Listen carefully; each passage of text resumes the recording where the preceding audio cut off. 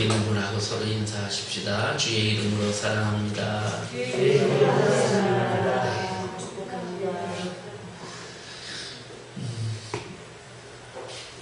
시대가 변하면서 또 사람들이 보는 관점에 따라서 세상의 모든 게 자꾸 유행도 바뀌고 이렇게 바뀌지요.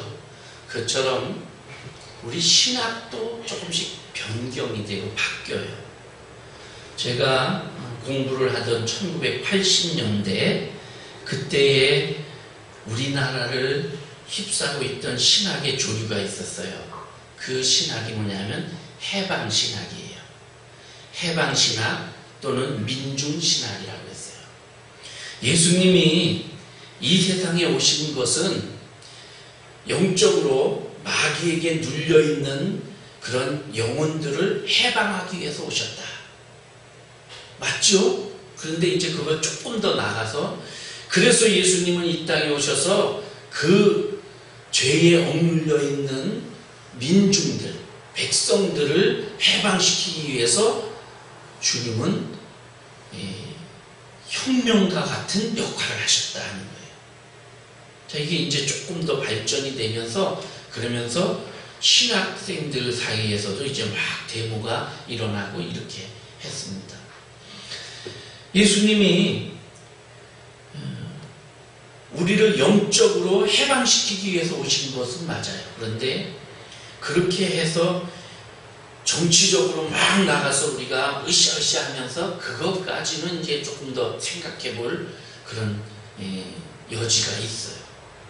어쨌든 예수님이 이 땅에 오셔서 그래서 그 당시 민중이라고 생각되는 고아와 과부, 세리들, 창기들 이런 자들과 어울리시고 그런 자들에게 자유를 선포하시고 이랬다는 거예요. 심지어는 거라사 지역에 가서 귀신 들린 자 그 사람을 해방하기 위해서 해방시키기 위해서 돼지떼 2,000마리를 몰살하면서까지 그렇게 해방을 시켜주신 그래서 신학의 조류가 해방신학인 거예요.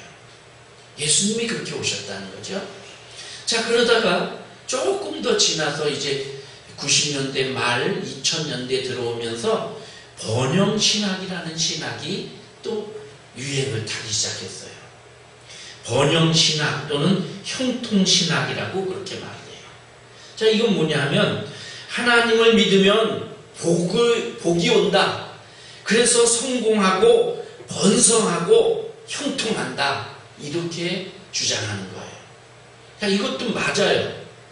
맞는데 그 형통신학 또는 번영신학의 오류가 뭐냐면 그 말 속에 반드시라는 말이 들어가요.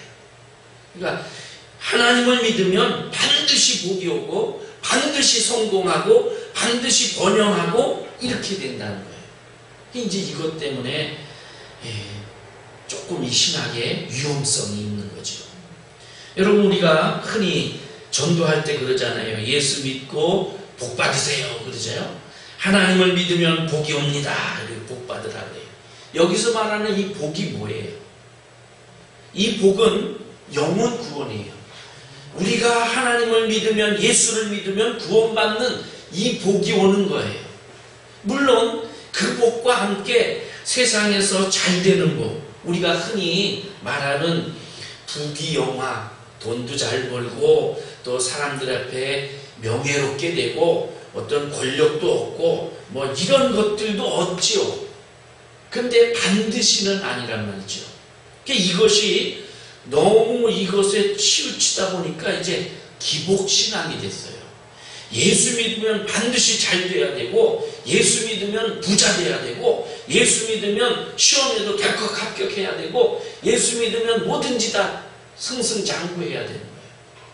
그러니까 어느 순간부터 가난하면 예수 못 믿는 사람이 되고 예수 믿는 10년, 20년이 다 돼가는데 아직도 그냥 좀 지질이 못 살고 이러면 저 사람은 뭔가 믿음에 문제가 있는 거 아닐까? 이렇게 사람들을 그렇게 평가하는 이런 오류가 생겼습니다. 그래서 이 해방신학도 일부는 맞지만 위험성이 있고 또 이 번영신학도 일부는 맞지만 위험성이 있어요. 제가 박사학위를 공부를 하다가 중간에 이게 그렇게 중요한 거 아니다 하고 멈췄어요. 그런데 그때에 그 한 분이 가르치신 내용 중에 그런 말씀이 있어요. 우리는 해방신학도 아니고 어떤 그런 번영신학도 아니고 우리가 추구해야 될 것은 오직 주께 영광. 그래서 그분은 주영신학 이렇게 말을 하더라고요. 로마서 11장 36절에 보면 이는 만물이 주에게서 나오고 주로 말미암고 주에게로 돌아가니라. 그에게 영광이 세세토록 있을지어다. 아멘. 이렇게 되어 있거든요. 그에게 영광이 세세토록 있을지어다. 그래서 우리는 가난하든 억눌려 있든 아니면 자유인이든 또는 부자든 번영을 하든 가난하게 있든 복을 받든 못 받든 육적인 복입니다. 이런 것 어쨌든 우리는 그에게 세세토록 영광이 있을지어다 이렇게 살아야 된다. 이제 그렇게 말씀을 하셔요. 저도 맞다. 다른 거 복을 받을 수도 있고 못 받을 수도 있고 그런데 중요한 건 하나님께 영광 돌리는 것이다. 이렇게 생각을 했습니다. 러셀 우드리지라고 하는 학자가 쓴 책에 보면 이 번영신학에 대한 오류를 5가지를 얘기를 해요. 제가 그래서 그거는 우리 성도들도 좀 알고 있으면 좋겠다 해서 잠깐 그걸 짚어보려고 해요. 자, 번영신학 잘 되는 거 복이지요. 우리 자녀도 잘 되고 나도 사업도 잘 되고 그래서 돈도 잘 벌고 이거 다 복인 건 맞는데 이 복에게 오류가 이런 주장에 오류가 있다는 거예요. 첫 번째는 하나님 이 번영신학의 출발이 하나님이 아브라함을 부르시는 창세기 12장에서 시작됩니다. 아브라함아 너는 내 집 친척 본토를 떠나 내가 내게 지시할 땅으로 가라. 그러면서 내가 너를 번영하게 해주겠다. 그런데 그리고 나서 아브라함이 보면 큰 부자가 됐어요. 아주 거부가 돼가지고 얼마나 부자인지 집에서 거느리는 그 군사들만 일하는 사람 말고 집 지키는 군인들만 318명이에요. 그러면 부엌에서 일하고 마당 쓸고 도끼질하고 이렇게 해서 장작 패고 이런 그런 일꾼들을 하면 일꾼만 한 1000명이 된다는 거예요. 그렇게 많은 일꾼들이 있을 정도로 아브라함이 부자가 됐어요. 너무 부자가 되니까 조카하고도 한 동네에 같이 못 살아서 조카가 다른 동네로 갈 정도로 이렇게 됐고요. 그랬단 말이죠. 정말 부자가 됐고 그래서 이 아브라함이 애굽으로 내려갔을 때에도 애굽 사람들이 아브라함을 보고 겁을 냈고 애굽의 왕이 아브라함 부인을 자기 부인을 삼아요. 부인인 줄 모르고 동생이라고 그러니까 야, 저 아브라함 집과 우리나라가 이렇게 혼인으로 계약을 맺으면 유익이 있겠다 해서 한 거예요. 여러분 생각해 보세요. 아브라함이 75세에 부름을 받았어요. 그 부인은 사라는 65세예요. 사라가 예뻤던 것 같아요. 아무리 예뻐도 한 나라의 왕이 65세 된 할머니를 자기 왕비로 드리겠어요? 그건 이제 여러 가지 문제가 있는데 아무리 그래도 20대 아리따운 아가씨를 왕비로 삼는다 모르지만 할머니를 그렇게 하진 않아요. 그런데 이게 왜 그러냐면 그런 목적이 있는 거예요. 그 정도로 아브라함은 큰 부자였어요. 그런데 아브라함을 부르신 그 이유가 그런 육적인 복을 주기 위해서가 아니라는 거예요. 오늘 우리가 아브라함의 후손이다 이렇게 말을 하잖아요. 그럼 우리가 아브라함의 후손이기 때문에 아브라함처럼 물질적인 복도 받아야 된다. 그게 일부는 맞고 일부는 틀린 거예요. 아브라함에게서 하나님이 아브라함과 맺은 계약은 물질적인 복을 주겠다는 계약이 아니에요. 아브라함 너를 택하여 너를 통해서 택한 민족을 만들고 그 민족을 통해서 인류를 구원하는 예수 그리스도를 보내주신다는 그 믿음의 구원의 약속이지요. 그러니까 우리는 아브라함의 후손이다 그렇게 말할 때 구원받은 아브라함의 후손이라는 것을 먼저 생각해야 돼요. 근데 그거는 빼놓고 물질적인 것만 아브라함처럼 우리도 물질의 축복을 아브라함으로부터 대대로 이어받았다. 그러니까 우리도 물질의 복을 받아야 된다. 반드시 이렇게 말하면 이거는 조금 문제가 있다는 거죠. 또 하나, 예수님이 십자가에 달려 돌아가실 때 다 이루었다 이러고 돌아가셨죠. 그렇게 돌아가시면서 인간의 모든 죄를, 예수 그리스도를 믿음으로 모든 죄를 사하고 원수 마귀를 물리치고 승리하셨어요. 인류를 구원하시는 걸 완성시키셨어요. 그런데 이 번영신학에서는 뭘 말하냐면, 그렇게 인류를 죄에서 구원하시는 그 십자가에 의해서 그렇게 구원하실 때에 인간에게 있는 빈곤이라는 죄도 해결하셨다, 이렇게 보는 거예요. 여러분, 그런데 분명하게 말하지만 빈곤, 가난은 죄가 아닙니다. 가난은 불편한 것이지만 죄가 아니에요. 그러니까 그러면 부자는 죄인이 아니고 가난하면 죄인이다, 이렇게 판단하면 안 돼요. 가난한 사람도 얼마든지 의인이 있고요. 또 부자라고 다 죄인인 것도 아니고 의인인 것도 아닌 거예요. 성경은 우리에게 이 부자 되는 걸 주의하라고 예수님도 그렇게 많이 가르치셨어요. 예수님이 십자가에 달려 죽으실 때 죄와 우리의 질병과 모든 인간의 고통을 다 해결하면서 십자가를 지셨지만 가난의 문제까지 해결하시고 죽으신 건 아니에요. 예수님은 큰 지부에 살고 부유한 걸 누리고 재산을 갖고 이렇게 살지는 않으셨어요. 예수님은 그저 있으면 있는 대로 없으면 없는 대로 있는 것을 감사하면서 그렇게 사셨어요. 그리고 예수님은 있는 것을 나누시기를 기뻐하셨어요. 그래서 우리는 이 세상에 살면서 가난은 죄다 이렇게 생각하지 말고 가난까지도 하나님이 주신 은혜로 생각하면서 살 수 있는 그런 믿음을 가져야 됩니다. 그 다음에 또 이 번영신학에서는 뭐를 말하냐면 구제와 헌금에 대한 얘기를 합니다. 여러분, 우리가 물질을 얻으면 그걸 가지고 우리 그리스도인들은 하나님 앞에 헌금을 해요. 그 다음에 그 물질을 가지고 어려운 이웃을 구제해요. 이건 우리 그리스도인이 해야 되는 일 중에 하나예요.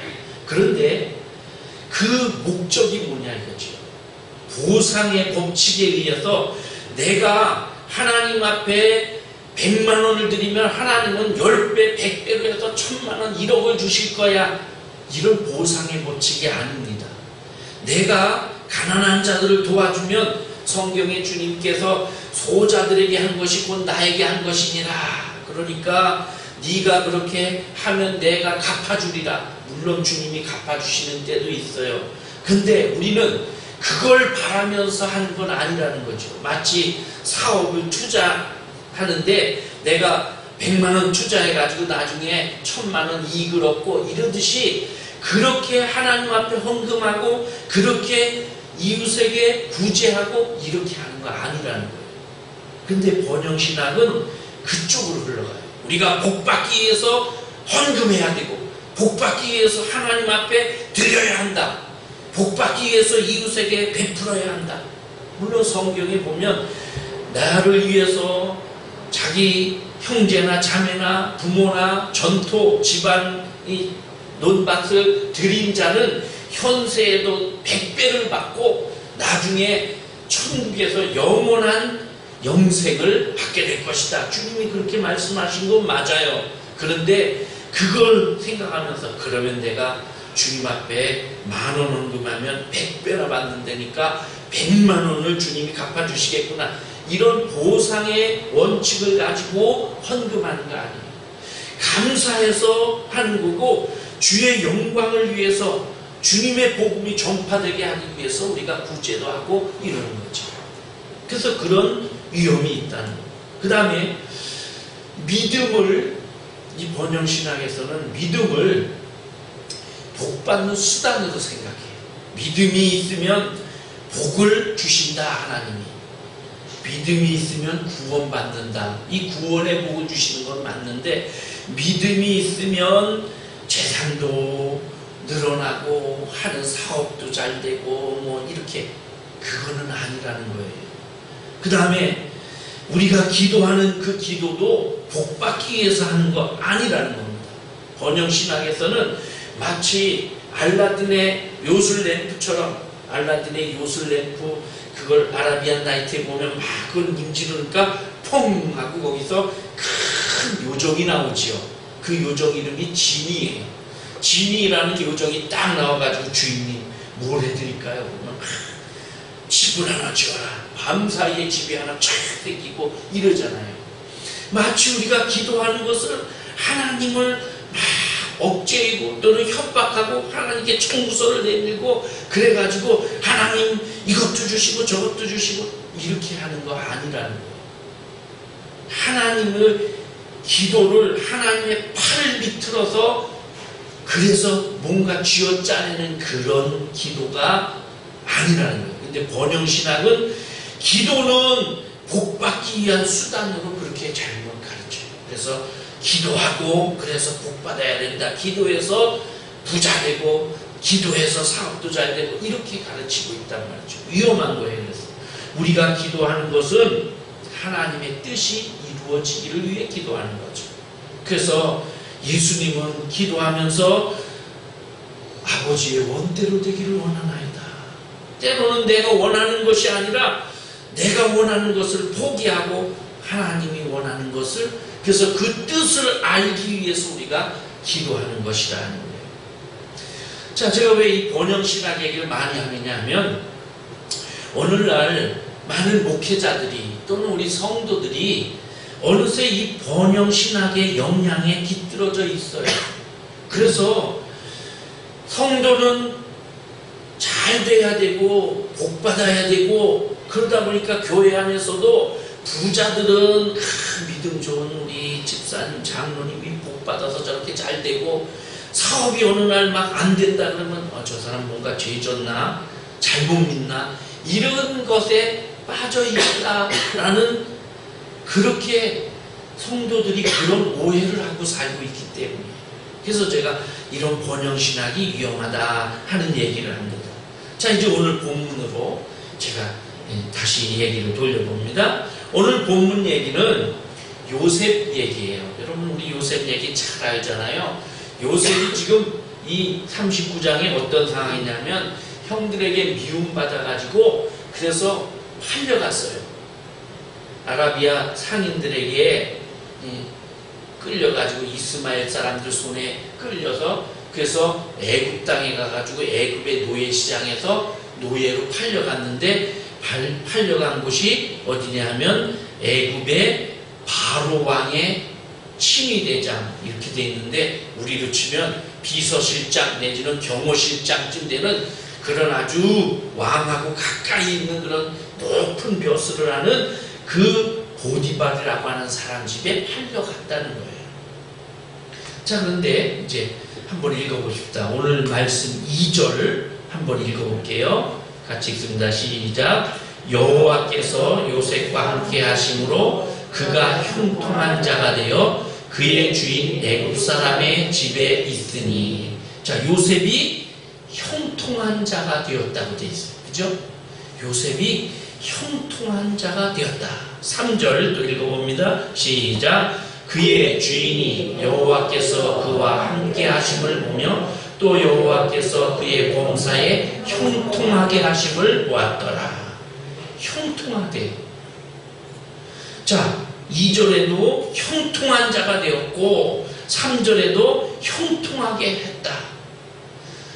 오늘 말씀 끝절 우리가 읽었던 23절. 자, 23절도 같이 읽어봅니다. 시작. 간수장은 그의 손에 맡긴 것을 무엇이든지 살펴보지 아니하였으니 이는 여호와께서 요셉과 하심이라. 여호와께서 그를 범사에 형통하게 하셨더라. 아멘. 형통하게 하셨대요. 자, 요셉이 형통한 자가 되고 형통하게 하심을 그 보디발이 봤고, 또 간수장도 형통하게 하심을 봤대요. 형통했대요. 자, 그러면 요셉의 지금 형편이 어떤 형편입니까? 요셉의 형편을 보면, 사정을 보면 우리가 육신의 눈으로 볼 때 형통한 자가 아니에요. 지금 요셉은 형들의 미움을 받아서 지금 애굽에 팔려왔어요. 노예로. 자, 이렇게 형들에게 미움을 받은 이유가 있지요. 세 가지예요. 하나는 아버지 야곱이 요셉만 예뻐해요. 편애해요. 요셉을 편애하는 이유가 있지요. 뭐냐면 야곱의 가장 사랑하는 부인을 통해서 낳은 아들이 요셉이에요. 우리가 잘 아는 대로 야곱에는 4명의 부인이 있었습니다. 라헬과 레아와 그 다음에 빌하와 실바. 자, 이 야곱이 외삼촌 집에 쫓겨가듯이 갔잖아요. 도망치듯이 가서 거기 가서 이제 살면서 며칠 지나니까 거기서 그냥 이 젊은 장정이 그냥 빈둥빈둥 놀면서 밥 먹고 있을 수는 없잖아요. 그러니까 외삼촌이 야, 너도 그 일을 해야지. 그럼 일을 하자. 그럼 일을 하고 품삯을 어떻게 줄까? 그러니까 외삼촌, 저 다른 품삯 필요 없습니다. 제가 외삼촌 집에서 7년을 일할 테니까 외삼촌의 둘째 딸 라헬을 저희 아내로 주십시오. 이렇게 한단 말이에요. 그러니까 이 야곱이 거기 가서 딱 첫눈에 반한 여자가 라헬이에요. 예쁜 것 같아요. 그러니까 반했어요. 그래가지고 그렇게 했는데, 그래서 그렇게 하자. 7년 동안 열심히 일을 했어요. 여기 성경에는 안 나와 있지만 일을 하면서 이 야곱이 라헬이 지나가는 거 볼 때마다 가슴을 뛰면서 빨리 7년 동안 내가 열심히 일해서 저 여인과 결혼을 해야지 그랬을 거예요. 아마 오다가다 눈이 마주치면 막 행복이 벅차올랐을 거예요. 그렇게 7년을 하루같이 일을 해가지고 결혼식을 딱 했는데, 결혼식하고 첫날 밤을 치르고 아침에 눈 떠보니까 레아가 옆에 누워있는 거예요. 외삼촌에게 쫓아가서 아니 이게 어떻게 된 겁니까? 내가 라헬하고 결혼한다고 했지 언제 레아랑 결혼한다고 했으니까. 그러니까 야, 우린 법은 언니부터 결혼해야지 동생부터 결혼하는 법은 없다 이러면서, 그래서 다시 계약을 맺어요. 내가 그러면 일주일 후에 라헬하고 다시 결혼하고 7년을 또 하겠습니다. 선불 후불로 그렇게 했단 말이에요. 그래서 14년을 라헬을 위해서 일을 했어요. 여러분, 이 야곱의 사랑이 참 대단하지요. 한 여자를 위해서 14년 동안 그 집에 머슴을 살았단 말이에요. 참 이 야곱이 그 사랑이 아주 열정적이고 대단한 것 같아요. 그렇게 해서 결혼을 했어요. 그런데 이 두 자매가 부인인데, 둘 다 부인인데 다 그냥 서로 막 시기하고 질투하고 이래요. 그 성경에 그 얘기가 다 나오잖아요. 근데 내가 이 야곱이 더 사랑하는 라헬은 아기를 못 낳아. 근데 이 레아는 덜 사랑하는 레아는 아기를 잘 낳아. 그래서 아기를 자꾸 낳는단 말이에요. 그때마다 이 내가 더 사랑하는 아내는 더 속상해하고 그러면서 막 속이 상해가지고 어쩔 줄 몰라 하고, 그래서 나는 이 여자를 더 사랑하니까 이 여자에게 더 사랑을 베푸는데, 그런데 그래도 아기가 안 생기고 이 여자에게만 아기가 생긴단 말이에요. 어쩌다 한 번 들어가지 않는데도 생기고. 그러니까 속상하죠. 그러니까 이 라헬이 도저히 안 되겠습니다. 그냥 내 몸쪽을 통해서라도 내가 아기를 당신 아들을 봐야 되겠다. 그래가지고 빌하를 같이 자게 해서 세 번째 부인을 만들죠. 그래서 아기를 낳았어요. 그랬더니 또 그 레아가 나는 못하냐? 그러면서 나도 하자. 그리고 실바를 또 자기 몸쪽을 같이 자게 해서 또 아기를 낳죠. 그렇게 한 후에 11번째 가서 라헬이 아기를 낳았는데 그 아기가 요셉인 거예요. 자, 그러니까 이 라헬이 요셉을 낳으면서 얼마나 마음이 그동안 맺힌 게 한이 많았는지 요셉을 낳으면서 뭐라 그러냐면 하나님 나 아들 하나만 더 주세요. 하나만 더 해주세요. 그래서 요셉 이름이 더함이에요. 더하기 플러스예요. 플러스. 하나만 더 주세요. 그래서 정말 하나님이 그 기도대로 나중에 하나를 더 줬는데 베냐민이죠. 베냐민을 낳다가 죽어요. 자, 그러니까 이 야곱은 그 4명의 부인 중에 가장 사랑하는 부인, 그런데 동생 낳다가 죽고 일찍, 그래서 그런 그 부인이 낳은 아들 이 요셉을 제일 사랑했단 말이죠. 근데 이 편애가 형제들 간에는 미움이 든 거예요. 저는 뭔데 아버지는 쟤만 사랑하냐 이러고. 자, 또 하나 미움받은 이유가 있어요. 성경에 보니까 요셉이 17살쯤 됐는데 아버지가 다른 형제들은 야 너네들 들에 나가서 저 양 쳐라. 그 양을 치는 일을 시키는데 요셉은 안 시켜요. 옆에 두고 채색 옷을 입혀서 옆에 두었단 말이에요. 여러분 밖에 나가서 양 목동하는 게 그게 굉장히 피곤하고 힘듭니다. 양들이 고집도 세고요. 지저분하고 게을러요. 그래서 제가 언젠가 얘기했죠. 그 사우디나 이런 저 아랍 지역에서 양 같은 놈 이러는 게 욕이라고요. 우리는 양 귀여운 것만 생각. 어릴 때 귀여워요. 어릴 때 모든 짐승이 다 귀여운데 양 그 털들이 막 얽혀가지고 그 안에 막 벌레들도 있고 지저분해요. 양이. 그런데 하여튼 그거 말도 잘 안 듣고 눈이 안 좋아서 자기 길도 못 찾아서 그냥 구덩이에도 잘 빠지고 이런단 말이에요. 기운도 없고 그러니까 맹수의 공격도 받고 이런 양을 치는데 형제들은 나가서 그냥 하루 종일 그래도 피곤해가지고 돌아오는데 요셉은 하루 종일 아버지 옆에서 좋은 옷 입고서 그냥 낄낄거리고 그렇게 있단 말이죠. 근데 성경에 보니까 어느 날은 형들이 잘못한 것을 아버지에게 고자질을 했대요. 또 아버지 형들이요 이리 했어요. 뭐 양을 뭐 어떻게 잘못했거나 게으름을 폈거나 이런 거. 여러분 같으면 그러는 요셉이 안 미웠겠어요? 저는 우리는 죽도록 일하는데 일도 안 하고 좋은 옷 입고 그늘에 앉아서 텐트에 앉아서 그냥 맛있는 것만 먹고 이러는데 그런데다 우리가 뭐 좀 실수했다고 그걸 아버지한테 일러 바쳐? 그러니까 막. 자, 거기다가 또 하나 미워한 이유가 있지요. 꿈이에요, 꿈. 여러분, 주일 설교가 끊겨서 이어서 제가 계속 설교하도록 하겠습니다.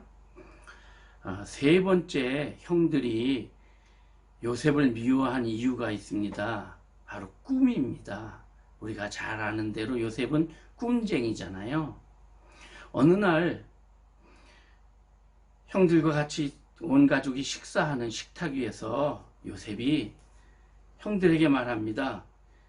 형님들, 내가 어저께 꿈을 꿨는데 좀 들어보세요. 그래서 다들 식사하다가 쳐다봤겠죠. 그러니까 제가요 형들하고 같이 저 들에서 보리를 막 이렇게 베어서 추수를 하는데 제가 단을 묶은 그 단에 형들 단이 다 절을 하는 거예요. 이렇게 말을 하는 거예요. 그 형들이 얼마나 화가 나겠어요. 야, 우리가 너한테 뭔 절을 한다 그래? 이러고 막 대들었겠지요. 그런데 아버지는 마음에 두었어요. 야, 저 녀석이 크게 되겠구나. 이렇게 기대를 했겠지요. 며칠 지나서 또 꿈을 꿨다고 그래요. 형들, 내가 오늘도 꿈 꿨는데 들어봐요. 그러면서 내가 형들하고 같이 저 하늘 꼭대기에 올라가서 별이 됐는데 형들 11별이 다 나한테 절을 하던데요. 그리고 해와 달도 저한테 절을 하던데요. 그러니까 아버지가 듣고 있다. 예끼놈아, 내가 아무리 그래도 아버지 어머니까지 너한테 절을 하냐? 이렇게 야단을 쳤어요. 그렇지만 성경에 보니까 아버지는 그 말을 마음에 담아두었더라. 그렇게 말씀하고 있습니다. 자, 여러분, 이런 이유 때문에 형들은 요셉을 미워했어요. 저 녀석 저거 아버지 사랑만 독차지하고 편애를 하는데 그 다음에 좋은 옷 입고 일도 안 하고 우리가 좀 잘못했다고 그걸 아버지한테 고자질을 하고 그런데 꿈까지 기분 나쁜 꿈을 꾸고 너무 화가 났단 말이에요. 그런데 어느 날 형들이 멀리 들에 나가 일을 하는데 아버지가 심부름을 시킵니다. 야, 형들이 일하는 데 가서 일 잘하나 보고 이것도 전해줘라. 그러니까 예 하고 이제 갔어요. 먼 길을 찾아서 물어서 갔는데 멀리서 오는 요셉을 형들이 먼저 봅니다. 그리고는 야, 저기 꿈쟁이 꿈꾸는 자가 온다. 우리가 저 녀석을 죽여서 구덩이에 집어넣고 그리고 옷을 벗겨서 아버지에게는 짐승에게 먹혔다고 하자. 그리고 저 녀석 꿈이 어떻게 되는지 보자. 이렇게 말을 해요. 그래가지고 요셉이 오자마자 다짜고짜 옷을 벗기고 빈 웅덩이에다가 쳐넣습니다. 그런데 가만히 보니까 멀리서 이스마엘 약대를 타고 이스마엘 상인들이 저 위에 갈대아 우르 지역 그 지역에서 애굽까지 오르고 가면서 이렇게 장사하는 장사꾼들이 지나가는 거예요. 야, 우리가 요새 죽이면 뭐하냐 저기 두면 굶어 죽든지 이럴 텐데 우리가 죽이지 말고 차라리 팔아버리자. 그래서 그 상인들에게 은 20을 받고 팔아버린 거예요. 자, 요셉은 형들의 미움을 받아서 이스마엘 상인들에게 팔려갑니다. 팔려가서 애굽으로 끌려갔어요. 애굽의 말도 달라요. 풍습도 달라요. 종교도 달라요. 사람들 생활하는 게 다 달라요. 그곳에 가서 자, 건장하고 잘생겼으니까 노예시장에 끌려갔지요. 사람들이 보고 야, 참 잘생겼다. 튼튼하다. 젊다. 그래서 부잣집에서 사갔어요. 그 집이 바로 왕의 친위대장, 경호실장쯤 되는 그런 높은 벼슬집, 바로 그 보디발의 집으로 팔려간 겁니다. 여러분, 거기 팔려가서 요셉이 얼마나 고생했겠습니까? 말 안 통하지요. 일 못하지요. 지금까지 왕자처럼 자랐는데 어떻게 일을 하겠어요? 일도 할 줄 모르지요. 말귀도 못 알아먹지요. 그런데다가 언어와 이 풍습과 이런 거, 음식 이런 것까지 다 다르니까 뭘 할 줄을 모른단 말이에요. 누가 아는 사람이 있어 친절하게 가르쳐줘요? 일 못하니까 막 때리면서 이 멍청한 것이 그것도 못한다고 이 바보 같은 거 이랬을 거 아니에요. 그렇게 하면서 고생을 해요. 그래가지고 그래도 요셉이 똑똑하고 성실해서 열심히 일했더니 몇 년 만에 언어도 습득을 하고 그 풍습이나 이런 것도 다 배우고 이래서 그 집안의 종들을 다 통솔하는 총무가 됐어요. 아, 대단하지요? 그래서 야, 이제 좀 살만해졌다.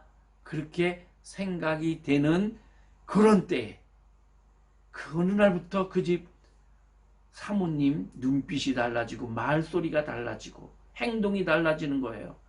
요셉이 살살살 피했지만 어느 날은 피할 수 없는 단 둘이만 있는 공간이 되니까 이 사모님이 막 요셉을 끌어안으려고 그래요. 요셉이 하나님이 보고 계십니다 하면서 겉옷을 벗고 도망을 치지요.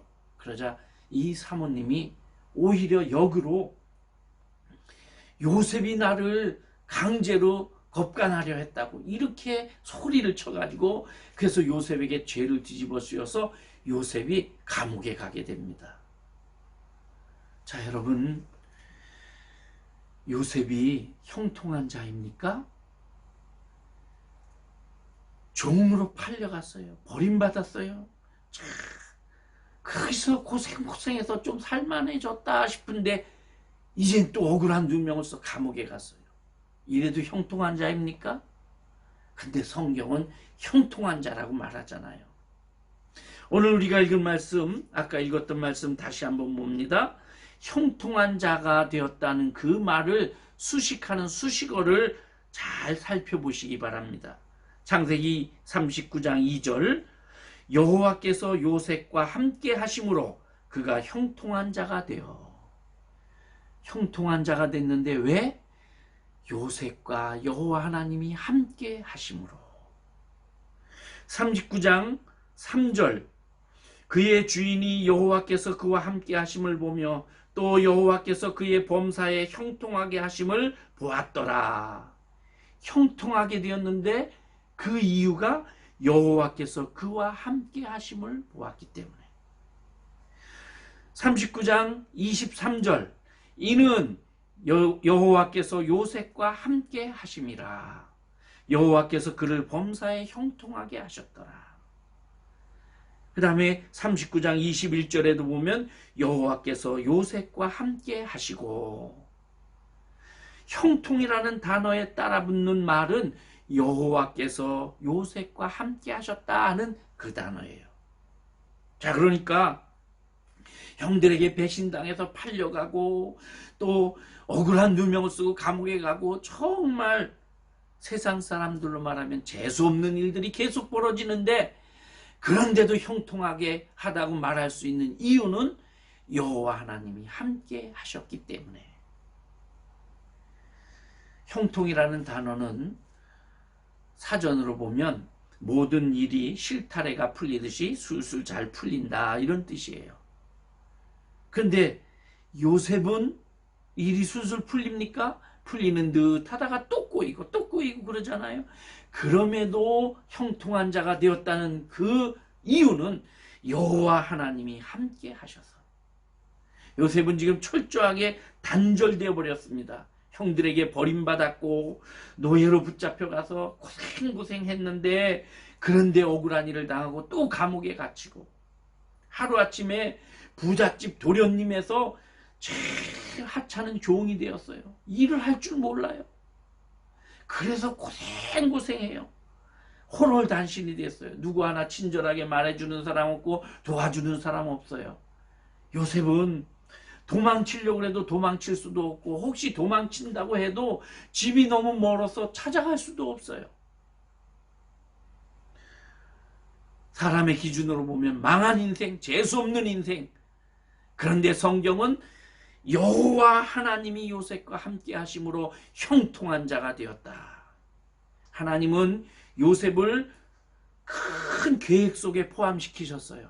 장차 이 중동 지역에 7년 동안 큰 흉년이 들 건데, 그 중동 지역 모든 나라를 살리고 하나님이 택한 아브라함의 후손 이삭과 야곱, 그 후손을 살릴 방법으로 요셉을 선택하신 거예요. 그래서 요셉을 그 계획 속에 넣으시기 위해 이 고난을 당하게 하신 것이지요. 그러니까 하나님의 계획 속에 있기 때문에 요셉은 지금 안 되는 길로 가도 형통한 길로 가고 있는 거예요. 여러분, 요셉이 보디발의 집에서 먹는 거 외에는 신경 쓰지 않았다 그러니까 요셉이 돈을 마음껏 쓸 수 있었어요. 그 돈을 가지고 음식도 사고 뭐 여러 가지 물건도 사고, 그렇게 하면서 이 주인의 재산을 늘리는 경제를 배웠어요. 그래서 이 경제에 관한 것을 다 이 종로릇 하면서 배웠어요. 억울하게 종로릇 이 감옥에 갔지요. 감옥에 가서 그 간수장이 모든 것을 요셉에게 맡겼다고 그랬어요. 요셉이 그것을 거기서 행정을 배웠어요. 행정을 배웠어요. 그래서 어느 날 바로왕이 네가 이 나라의 총리가 되라 그럴 때에 요셉이 그냥 아무것도 경험하지 않았다면, 야, 내가 총리가 되겠는데 어떻게 해야지 이럴 텐데, 성경에 보면 각 지역에 창고를 짓게 하고, 그 다음에 풍년 들어서 나온 쌀을, 그 곡식들을 다 거두어서 일일이 기록하면서 다 저장하게 하고, 요셉은 벌써 머릿속에 이 고난당하면서 배운 것을 다 경력으로 해서 척척척 일을 해나가는 거예요. 이게 하나님의 계획 속에 있었고, 마침내 그래서 그 지역을 다 구원하고 하나님의 구원 역사를 이루어가는 하나님의 큰 구원 계획표에 요셉이 들어있었어요. 그랬기 때문에 요셉은 형통한 자가 되었다 하는 것입니다. 사랑하는 성도 여러분, 요셉은 모든 것과 다 단절되었지만 하나님과 함께함으로 형통한 자가 되었습니다. 이 세상에 살면서 아무리 모든 것이 잘 돼도 하나님과 함께하지 않으면 형통한 자가 아닙니다. 그러나 하나님과 함께하면 형통한 자입니다. 역으로 생각해 보십시오. 세상에서 다시 여기서부터 사랑하는 성도 여러분, 요셉은 모든 것이 다 단절되었지만 그러나 하나님과 동행함으로 형통한 자가 되었습니다. 그리고 마침내 큰 승리를 거둘 수 있었습니다. 이 말을 역으로 생각해 보면 아무리 세상에서 잘 되는 것 같아 일이 술술술 잘 풀려도 하나님과 함께 하지 않으면 형통이 아니라는 말입니다. 요나가 다시스로 가려고 요빠 항구에 탁 갔어요. 갔더니 마침 다시스로 가는 배가 있는 거예요. 아이고 잘 됐다 그래서 배를 타고 배 밑창에 들어가서 잠을 잡니다. 지금 같은 시대가 아니에요. 배가 뭐 1시간에 한 번씩 있는 게 아니고 배가 일주일, 한 달, 몇 달에 한 번 있을까 말까 해요. 그러니까 배 시간에 맞춰 나간다는 건 이건 참 어려운 일이에요. 그런데 딱 나갔더니 배가 탁 기다리고 있어서 표를 사서 배를 탔단 말이에요. 그런데 형통입니까 이게? 요나가 하나님의 낯을 피하여 갔다고 그랬어요. 이건 형통이 아니에요. 둘째 아들이 아버지의 재산을 요구해서 재산을 받아가지고 그걸 다 팔아서 큰 돈을 만들어가지고 도시로 나갔어요. 내가 이 돈으로 장사를 해서 큰 돈을 벌어보겠다 이런 야망을 가지고 그곳에 가서 친구도 사귀고 먹을 것도 사주고 사람들을 사귀다 보니까 사람들이 아이고 김 사장님 이러면서 막 달라붙었겠죠. 그래서 어떤 사람들은 막 높은 국회의원도 소개해주고 높은 관리도 소개해주고 그러면서 그렇게 했을 거예요. 잘 나갔어요. 때로는 음식을 사주기도 했지만 또 좋은 호텔이나 이런 데가 음식 대접도 받고 무슨 행사에 초청도 받고 잘 나갔어요. 그게 형통입니까? 형통 아니에요. 아버지를 떠난 건 형통이 아니에요.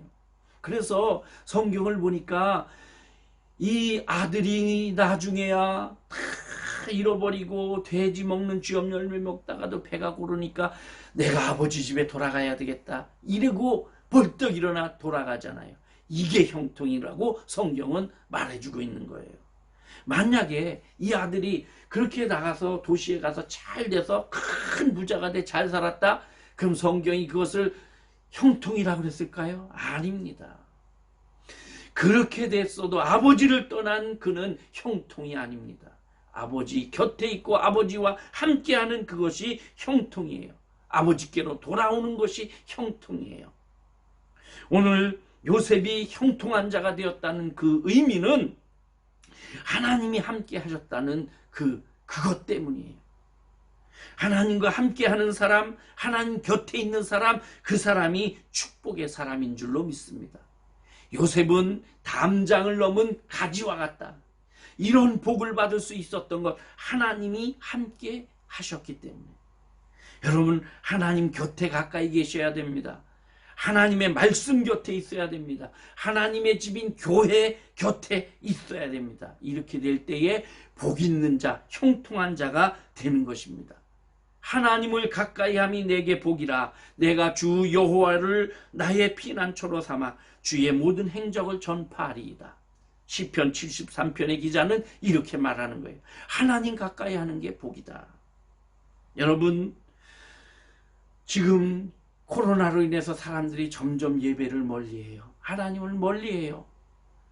하나님을 우리는 더 가까이 해야 돼요. 말씀을 가까이 하고 찬양을 가까이 하고 예배를 가까이 하고 교회를 가까이 하고 기도를 가까이 하고 하나님과 함께하는 삶을 살아가셔야 됩니다. 여러분 아무리 좋은 직장이라도 하나님과 멀어지게 하는 직장은 월급이 많아도 아무리 좋은 높은 위치라도 그건 형통한 직장이 아니에요. 월급이 작아도 힘들어도 회사가 쭉 작아도 그래도 하나님이 함께 하시는 그곳이 형통한 길이라는 것입니다. 사랑하는 성도 여러분, 요셉처럼 여러분 모두가 하나님과 함께하는 사람이 되기를 바랍니다. 그래서 형통한 자가 되시기를 바랍니다. 요셉처럼 하나님과 함께함으로 담장을 넘은 가지처럼 그렇게 크게 형통하는 그런 여러분 모두가 되시기를 바랍니다.